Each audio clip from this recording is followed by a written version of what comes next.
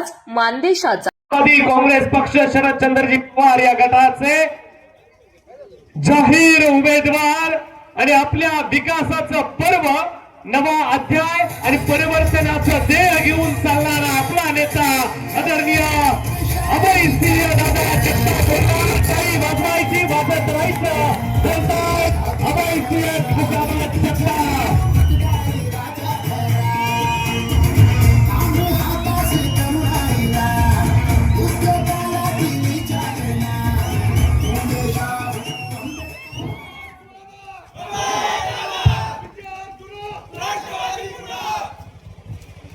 ग्रामदैवत विठ्ठल रुक्माईला प्रथम नमन करतो।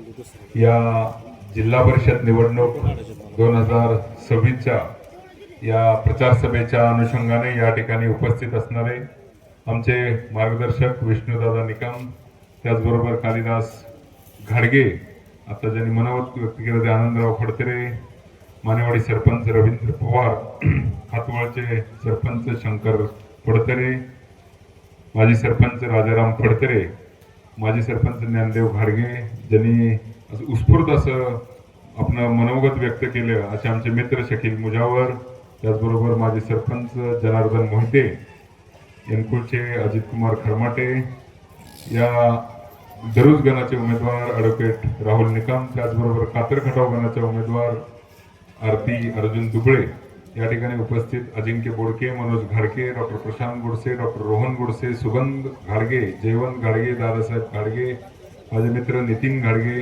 अमोल वनवे, एनकुळवरून या ठिकाणी उपस्थित असलेले धनाजी लवळे, धनाजी काटकर, गोरख जाधव आणि उपस्थित सर्वच पळसगाव आणि परिसरातून आलेले बंधू आणि भगिनींनो, या ठिकाणी आवर्जून माझ्या विनंतीला मान देऊन उपस्थित असणारे पत्रकार बांधव, खर तर पळसगाव पासून सुरुवात करण्याचं एक कारण आहे।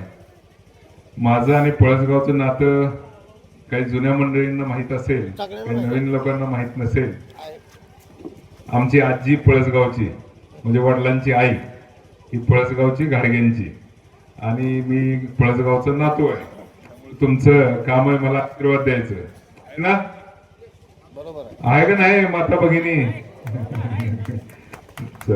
तर पळसगावचं मी नातू आहे, पळसगाव बरोबर माझं नातं आहे, त्यामुळं पळसगावपासून सुरुवात केली आणि सुरुवात उत्स्फूर्त झाली, म्हणून आपल्या सर्वांचं मी मनपूर्वक आभार व्यक्त करतो। या कोकडवाड जिल्हा परिषद गटामध्ये उमेदवारीसाठी खरं तर माझं वैयक्तिक असं काही इच्छा नव्हती किंवा मी सुरुवात केली नव्हती, परंतु राष्ट्रवादी काँग्रेस पार्टी शरदचंद्रजी पवार पक्षाची धुरा जेव्हा मान आणि खटावचं मला अध्यक्ष केलं, तेव्हा मी खटाव तालुक्यात फिरत असताना, हा पहिलं तर कातर खटाव गट हा नवीन झालेला गट आहे, बरोबर आहे की नवीन गट आहे, आणि या गटातून जेव्हा उमेदवारीच्या चर्चा होत होत्या तेव्हा विरोधी पक्षाचा उमेदवार इतका तगडा आहे आणि मग या बाजूला उमेदवारच नाही अशी एक परिस्थिती लोकांच्या मनांमध्ये निर्माण झाली होती, आणि लोकांनी स्वतःहून मला सांगितलं की तुम्ही या ठिकाणून उमेदवारी करा, म्हणून खऱ्या अर्थानं मी विचार केला की आपण या ठिकाणी कातर खटाव गटातून आपण जिल्हा परिषद लढवू शकतो, आणि म्हणून मी अनेक लोकांना भेटलो आणि सर्वांकडून जेव्हा उत्स्फूर्त प्रतिसाद आला तेव्हा मी उमेदवारीसाठी पुढाकार घेतला आणि सुरुवात केली। आताच अनेक वक्त्यांनी सांगितलं की नवीन कुणी जर नेतृत्व तयार होत असेल तर त्याला थोडासा त्रास होतो, आणि मी जेव्हा सुरुवात केली तेव्हा साहजिकच मला थोडा त्रास झाला। काही जुन्या जाणत्या लोकांनी अनेक प्रश्न उपस्थित केले की बाहेरचा उमेदवार आहे कसं होणार, मलाही वाटलं जरा थांबावं, परंतु लोक मला थांबू देत नव्हते, आणि लोकांनी मला इतकं उत्स्फूर्तपणे समर्थन दिलं आणि सांगितलं की तुम्हीच पाहिजे, आम्हाला काही सांगू नका। आता धनाजीरावांनी कसे बोलले बघितलं असेल, शकील कसे बोलले बघितलं असेल, आणि नितीन सुद्धा तुम्हाला कसं बोलला बघितलं असेल। त्यांची तळमळ आहे की तुम्ही इथं आलं पाहिजे, तुम्ही उमेदवारी केली पाहिजे, त्याशिवाय या भागातून काहीतरी नवीन घडणार नाही, आणि म्हणून मी शेवटी या सर्वांच्या विनंतीला मान देऊन एक निर्णय घेतला की आपण उमेदवारी करायची आणि खऱ्या अर्थानं या नव्या पिढीला घेऊन जिंकण्यासाठीच ही निवडणूक लढवायची। आम्ही जे उमेदवार दिलेले आहेत पंचायत समितीला ते इथे आहेत, जरा उभे राहा, आरती या आहेत आरती अर्जुन दुबळे, सामान्य घरातल्या आपल्या कातरखटाव मधल्या सामान्य घरातल्या उमेदवार आहेत. दुसऱ्या बाजूला शेठ लोक असतात, तुम्हाला लवकरच येतील पुन्हा एकदा प्रचाराला, पण आपल्याकडे सामान्य घरातल्या आरती दुबळे शिक्षित आहेत, त्या तुमच्यासाठी सभापती पदासाठी उमेदवार आहेत. त्या चांगलं काम करतील अशी मला आशा आहे आणि त्याला तुमच्या सर्वांची साथ मिळेल अशी मी आशा व्यक्त करतो. त्याचबरोबर पलीकडे दरुज गणातून ॲडव्होकेट राहुल जिल्हा परिषद 2002 ला लढवली होती, त्यामुळे दादांचा परिचित मतदारसंघ आहे. त्यांचे चिरंजीव आहेत ॲडव्होकेट राहुल निकम. बसा. तर असे तरुण उमेदवार घेऊन आपण जेव्हा मैदानात उतरत असतो तेव्हा जुन्या जाणत्यांना थोडस आवडत नाही आणि हे साहजिक आहे. परंतु तरीही सर्वांच्या साथीनं मी ही निवडणुकीत पुढे जाण्याचा संकल्प केलेला आहे आणि पळसगावकर नक्कीच माझ्या पाठीशी, आमच्या टीमच्या पाठीशी उभे राहतील असं मला खात्री आहे. डॉक्टर साहेबांनी आताच तुम्हाला सांगितलं की काय परिस्थिती आहे. तुम्ही बघताय गल्लीपासून दिल्लीपर्यंत आहे ना, तर गल्लीपासून दिल्लीपासून भाजप असताना गेल्या 10 वर्षात काय परिस्थिती झाली डॉक्टर साहेबांनी थोडक्यात मांडली. खताच्या किमती कशा वाढल्या, सिलेंडरच्या किमती कशा वाढलेल्या आहेत, पेट्रोलचे भाव कसे वाढलेले आहेत, महागाई कशी वाढलेली आहे आणि दुसऱ्या बाजूला रोजगार कमी झालेला आहे. रोजगारात आपला देश सगळ्यात जास्त बेरोजगार देश म्हणून ओळखला जातो. भूकमरीमध्ये आपला सगळ्यात जास्त भूकमरी इंडेक्स मध्ये आपला देश खाली आहे, गरिबीमध्ये खाली आहे, म्हणजे आंतरराष्ट्रीय स्तरावर आपला देश अत्यंत खाली गेलेला आहे. तर सगळीकडे कमळ कमळ कमळ आपण मत देतो, पण दुसऱ्या बाजूला आपला देश आपल्या हातानं या देशातली लोकशाही आपण संपवतोय, आपल्या देशाला आपण गाळात टाकतोय आणि अशा परिस्थितीमध्ये कोणीतरी लढलं पाहिजे. म्हणून शिवशाहू फुले आंबेडकर यांचा विचार, पुरोगामी विचार घेऊन जाणारे आपले सर्वांचे आदर्श शरद पवार साहेब यांच्या मार्गदर्शनाखाली मी हा लढा चालू ठेवण्याचा निर्णय घेतला. एका बाजूला धर्मांध शक्ती आहेत, धर्माच्या नावाखाली आपल्याला वेडं केलं जातं आणि धर्माच्या नावाखाली मतं मिळवून सत्तेत येतात.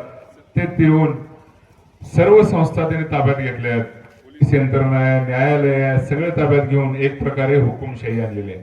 तुमच्या तालुक्यात सुद्धा अनेक प्रकरणं झालेली आहेत, तुम्ही बघितलं असेल. खोट्या केसेस दाखल केल्या जातात. साधं व्हॉट्सअपवर कोणी पोस्ट फॉरवर्ड केलं या आमदारांच्या मंत्र्यांच्या विरोधात तर त्याला 5-5 दिवस जेलमध्ये टाकलं जातं. ही हुकुमशाही आहे आणि या हुकुमशाहीच्या विरोधात तुम्ही जर आज नाही लढला तर येत्या काळात तुमची मुलं अक्षरशः गुलामगिरीत त्यांना जगावं लागेल. त्यामुळे तुम्ही समजून घ्या, या हिंदुत्वाचा विळखा सुद्धा तुमच्यावर बसला. विशेषतः महिला सर्व धर्मांमध्ये महिलांना दुय्यम स्थान दिलं जातं. हिंदू धर्मामध्ये पण काय परिस्थिती वेगळी नाही. या हिंदुत्वाच्या नावाखाली हळूहळू वेगवेगळ्या रूढी परंपरा तुमच्या दारात येणार आहेत आणि तुम्ही त्याला काही करू शकणार नाही. उदाहरणच सांगायचं झालं तर 31 डिसेंबर साजरा करू नका, कारण 31 हे वर्ष आपलं नाहीये. गुढीपाडवा साजरा करा, आपल्याला खरं वाटायला लागतं. परत हळूहळू म्हणतात 14 फेब्रुवारीला व्हॅलेंटाईन डे मुलं साजरा करतात. ते आपल्या देशात चालणार नाही, आपल्या कल्चरमध्ये चालत नाही, हे बंद करा. हळूहळू म्हणतात मंदिरामध्ये जाताना महिलांनी साडीच घातली पाहिजे, आपल्याला खरं वाटायला लागतं. हळूहळू आपण त्याला म्हणतो की हा बरोबर आहे, महिलांनी साडीच घातली पाहिजे. हळूहळू म्हणतात की मुली कॉलेजमध्ये जाऊन जीन्स पॅन्ट टी शर्ट घालतात, ते घातलं नाही पाहिजे, त्यांनी इंडियन ड्रेस, भारतीय ड्रेस घातला पाहिजे, आपल्याला खरं वाटायला लागतं.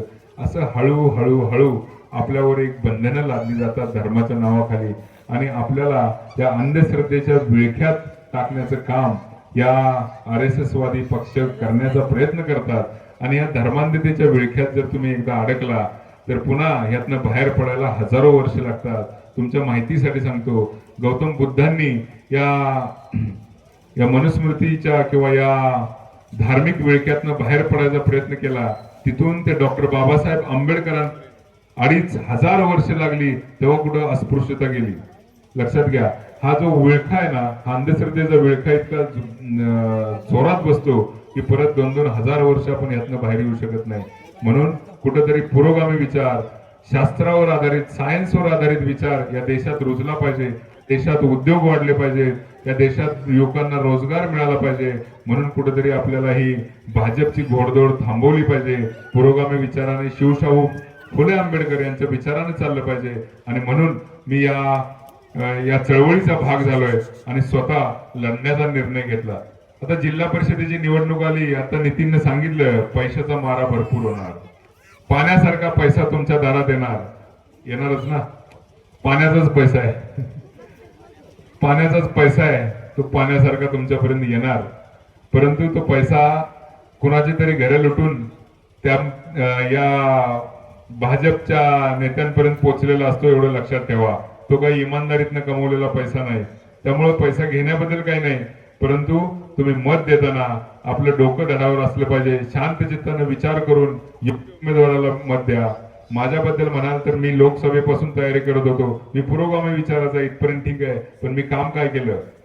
मी कुठल्याही पदावर नाही, कुठलंही इलेक्शन मी लढवलं नव्हतं, तरी सुद्धा मी या जिल्हा परिषदेचे जे विषय असतात, शिक्षण, आरोग्य, महिला आणि बालविकास, या विषयावर विचार केला तर आमच्या कुकडवाड जिल्हा परिषद गटामध्ये किमान 4 शाळा डिजिटाईज करून त्याच्यामध्ये गोरगरीब मुलांना कॉम्प्युटरचं शिक्षण देण्याचं काम मी करतो. माझ्या खर्चाने मी केलंय, त्याचा मला अभिमान आहे. आणि या कातरखटाव जिल्हा परिषद गटामध्ये माझं पहिलं उद्दिष्ट हे राहील की सर्वच्या सर्व शाळा डिजिटाईज करून त्यामध्ये चांगल्या पद्धतीचे कॉम्प्युटर शिक्षक ठेवून त्या मुलांचं, गोरगरिबांच्या मुलाचं शिक्षण चांगलं कसं त्यांना मिळेल, उच्च प्रतीचं कसं मिळेल, हे काम करण्याचा मी निर्धार केलाय. का बरं शिक्षणावर काम करावं हे तुम्हाला सांगतो.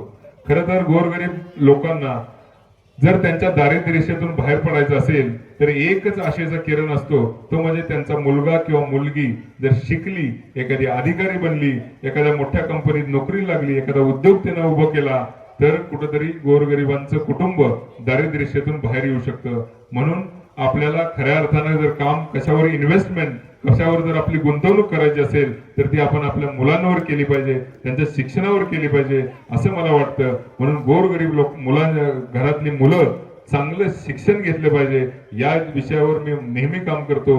आणि त्या विषयाचं पहिलं काम कातरखटाव जिल्हा परिषद गटातल्या सर्व शाळा डिजिटाईज करून करण्याचा मी निर्धार आणि संकल्प केलाय.